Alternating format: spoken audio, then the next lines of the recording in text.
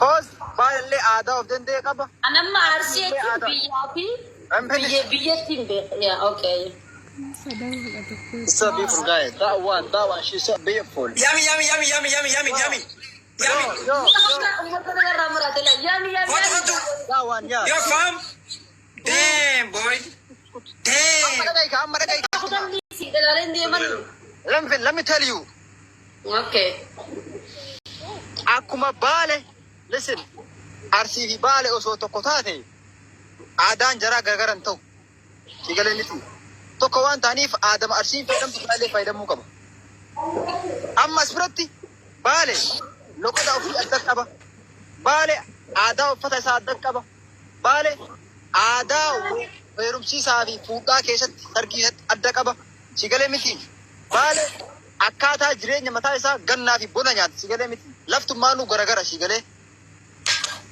Arsiin amma akkasuma illee waan addaa isaa qaba sigalee miti. Waan of danda'e qaba sigalee. Loqoda haasaa adda qaba. Waan mara isaa adda qaba. Akka arsii jedhan akka arsii baalee jedhan sigalee miti. Amma warri arsii kun warra baalee bira dhufu. Kaalcharii kenna qabatuun xixiqqoo ulfaata.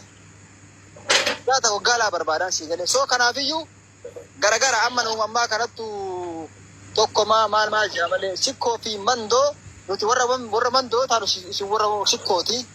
Akkana kaasaa maraa isaan garaan qullaa namaaf. Mee amma haasonni kiyyaaf kee maal garaagarummaa qabu? Ati arsii kaminni? Arsii bahaati.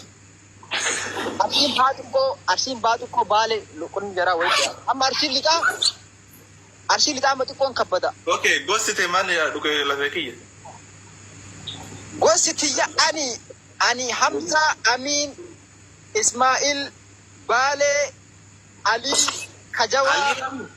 Ya, Kajawa gosti. Okay, Ali. Magaalli fi Ali. Ali, amma fakkeenya gosti Ali bira guddoo jiru. Ali gosti tiyya.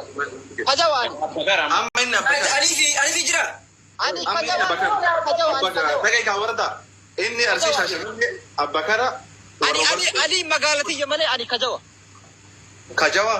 Ya ani Kajawa gosti Kajawa. Ani ammas biratti abbakara jechaan Umar Suleyman beektaa gosa Umar Suleyman baale keessa jira moo arsii keessa jira? Baale keessa. Ani amma arsii keessa jira. Wamta.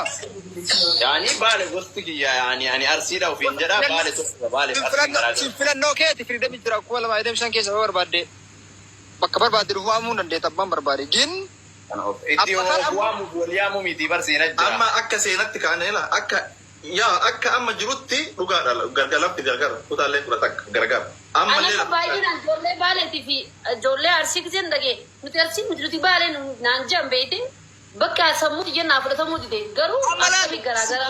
Amma sirboota keessatti illee ta'e nuti arsii miti baalees miti akka arsiis miti baalees miti laal baalelee adduma waaman arsiillee adduma waaman wallaggallee adduma waaman gosa marayyuu wayita waaman adduma waaman.